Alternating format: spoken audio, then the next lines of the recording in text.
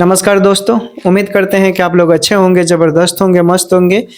पहले एक न्यूज़ आपको बताना चाहते हैं कि सुने हैं कि हमारे पास इन्फॉर्मेशन पहुंचा है कि कोई जो कॉन्टैक्ट बेसिस है संविदा वाले के जो लीडर केस लड़ रहे थे, बहुत दुःख के साथ कहना पड़ रहा है कि शायद वो इस दुनिया में अब नहीं है। पता नहीं कौन है, इसके बारे में मुझे आइडिया नहीं है। ऐसा मेरे पास उड़ता-उड़ता एक मैसेज आया।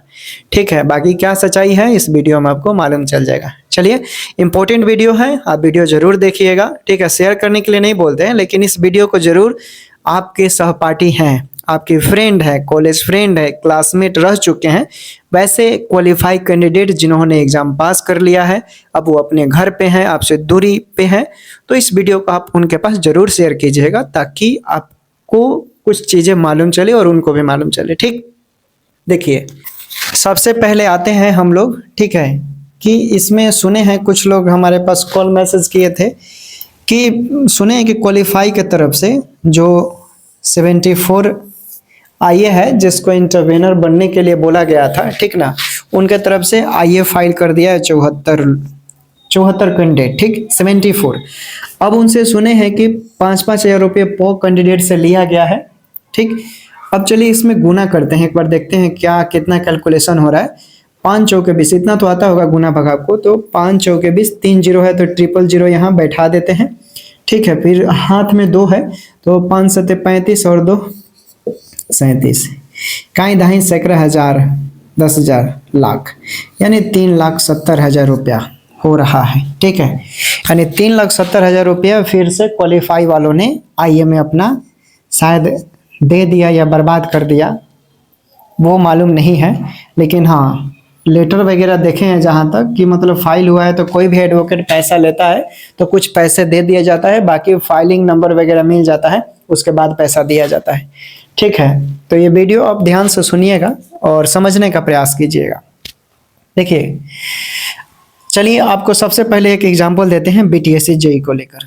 चूंकि बीटीएससी जेई में जो मेरिट बना है, ठीक है, उसमें देखिएगा एक ही केस था, हाई कोर्ट का केस को लेकर वहां पर एसएलपीए दर्ज किया गया था। हालांकि बीटीएससी जेई वाले हार चुके थे हाई कोर्ट में केस, उन्होंने चैलेंज किया एसएलपीए फॉर्म में सुप्रीम कोर्ट में, वहां से उनके पास सिर्फ एक केस था। ठीक है, 10 गो एसएलपीए नहीं था, एक ही केस था दोस्तों, और उस केस के बदौलत सुप्रीम कोर्ट ने उन लोगों को बोला कि मेरिट वालों को बाहर नहीं करेंगे। ठीक, उसने ये सुप्रीम कोर्ट ने जजमेंट दिया। अब यहाँ पर एक बात कहना चाहते हैं, जितने भी क्वालिफाई लोग हैं आप गौर से समझिएगा। इस केस में देखिए, कोई कुछ भी बोले, बिचौलिया लोग जो भी है कुछ भी बोल रहा है, अब बिचौलिया के चक्कर में आपको नहीं पड़ना है। स्पेशली अगर ये वीडियो अंजलि कुमारी देख रही है, धड़कन मूवी की नहीं, जो इस केस की है अंजलि, उनकी बात बोल रहा हूँ। स्पेशली इस वीडियो में हम किसी का नाम नहीं लेते हैं, क्योंकि किसी की भविष्य की बात है। ठीक है, जहां से लगता है किसी की एकता अखंडता व्यक्तिगत रूप से प्रभावित हो रहा है, तो वहां पर लोगों को सच बोलना लाजमी हो जाता है। ठीक है, इसलिए मुझे इस वीडियो में बहुत कुछ किसी किसी का नाम भी मैं रखूंगा और रख भी रहा हूं। ठीक है, देखिए, चूंकि अंजलि कुमारी का जो केस है ये बहुत ही इंपॉर्टेंट है। ठीक है, बहुत ही इंपॉर्टेंट है, मैं पहले भी बोला हूं। ठीक है, मेरा बोलने का कंडीशन देखिएगा, मैं तथ्य पे बात बोलता हूं, ऐसे नहीं बोलता हूं। मेरा पेशा लॉ से जुड़ा हुआ है, ठीक है ना, तो इसलिए बोल रहे हैं। अंजलि कुमारी का केस बहुत इंपॉर्टेंट है। आप कितना भी आईए बनाइए, ठीक है ना, आईए में मतलब आपको एक पिटिशनर के वैल्यू मिलेगा, लेकिन जो वैल्यू, जो नाम रहेगा, मेन नाम जो शो करता है किसी भी केस में, अंजलि कुमारी का ही केस में शो करेगा, बाकी किसी और का शो नहीं करेगा। कॉन्टेक्ट बेसिस में अर्चना और क्वालिफाई में अंजलि, तो ये सब चीजें हैं। अब देखिए भाई, यहाँ पर चूंकि अब कुछ लोग बोल रहे हैं का कि 32,127, मैं बार बार इस चीज को विरोध करता हूं दोस्तों कि 32,127 लोग नहीं है। आपके पास सीट कितना है, गौर कीजिएगा दोस्तों, 10,709 ही सीट है आपके पास, जिसमें से क्वालिफाई लोग कितने हैं, 8,791। अब आपको घटाकर दिखाते हैं, 10 जो 709 है, 10,709, इसमें क्वालिफाई लोग हैं 8,791। ठीक है, ये दोस्तों हैं यहाँ पर 8,791 क्वालिफाई। अब इसमें से घटा दीजिए, वो बचेंगे, वो कितने लोग हो जाएंगे, वो फ्रेशर वाले होंगे। फ्रेशर में आपको कॉन्टेक्ट बेसिस वाले होंगे कि इसमें कितने कॉन्टेक्ट बेसिस वाले क्वालिफाई हैं।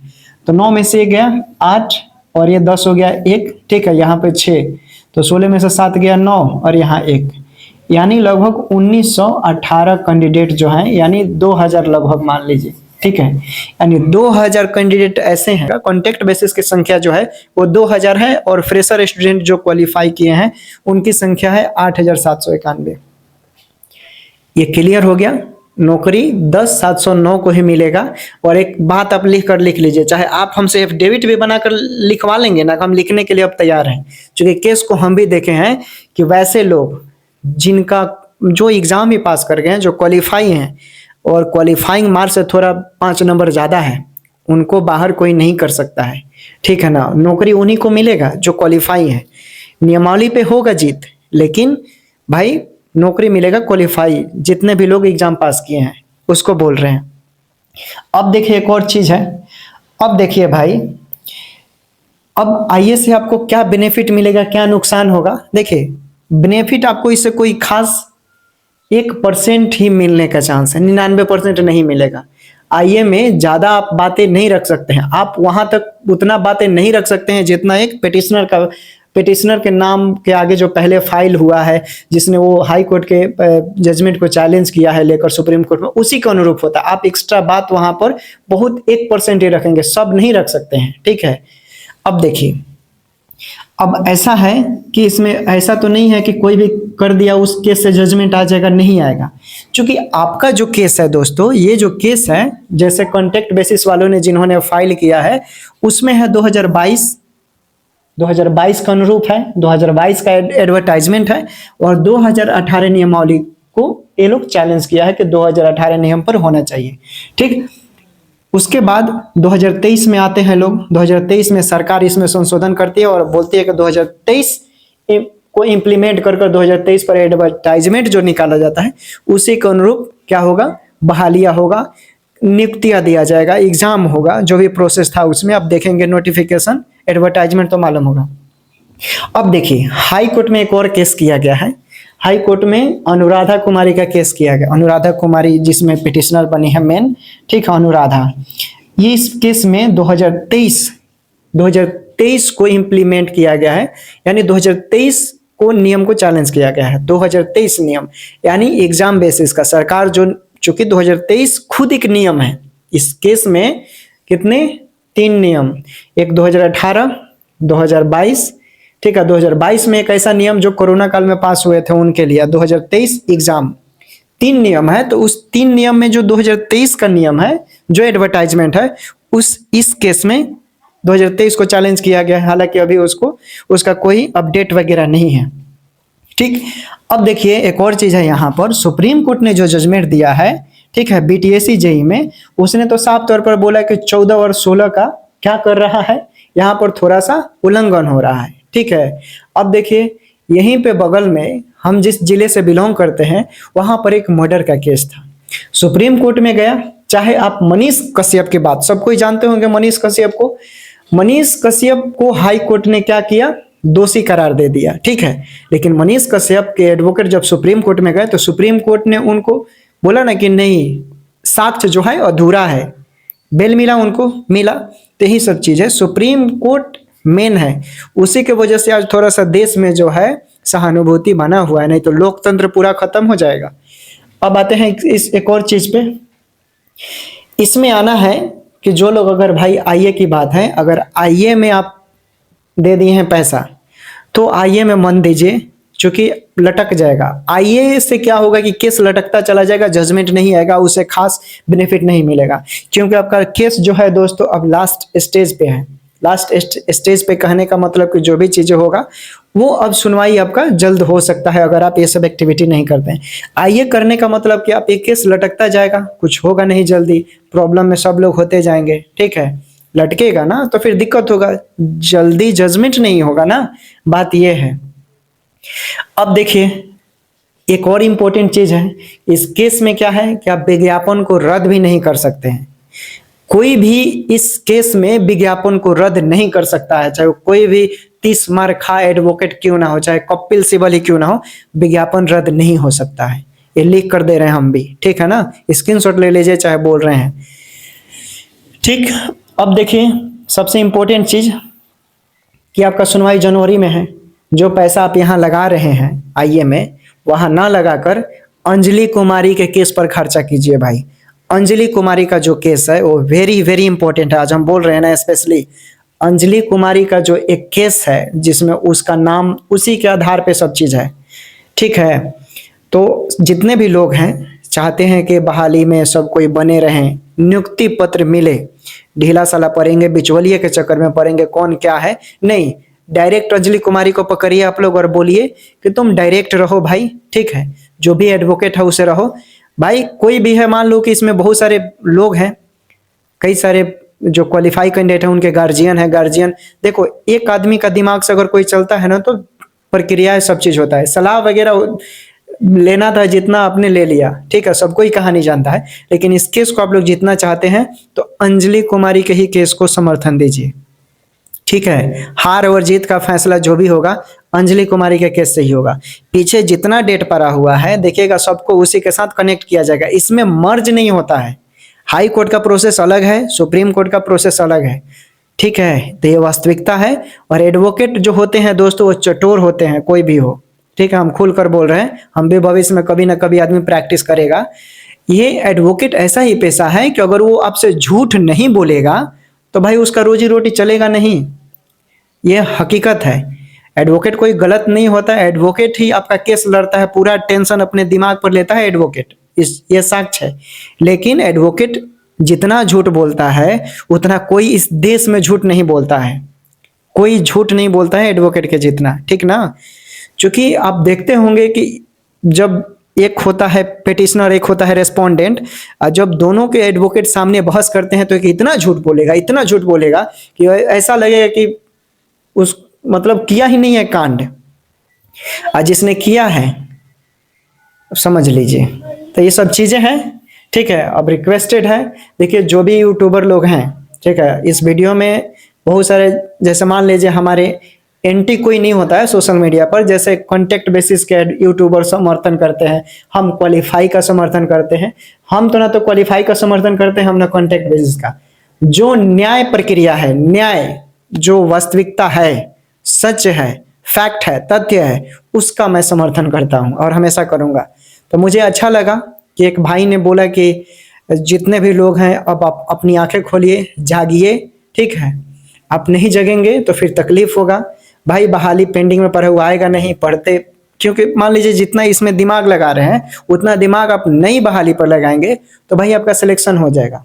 और इस बार वैसे लोगों का ही सिलेक्शन होगा जो पढ़ने वाले होंगे, ठीक है, पढ़ने वाले लोगों का सिलेक्शन होगा।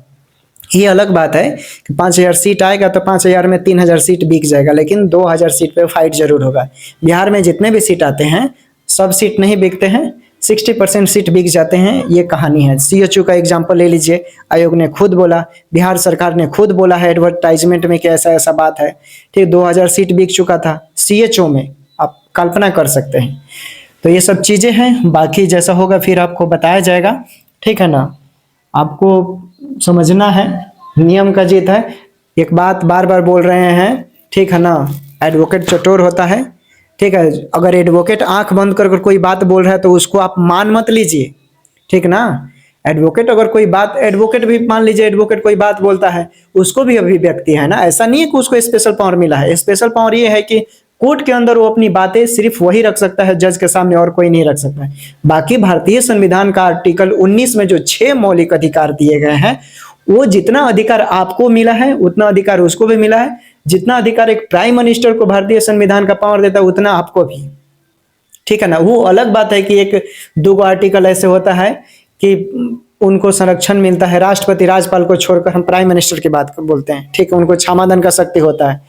तो ये सब चीजें हैं, आप गौर कीजिएगा। एडवोकेट जो बोलता है उसी को आंख बंद कर कर नहीं मान लेना है, आपको भी तर्क वितर्क करना है, ठीक है।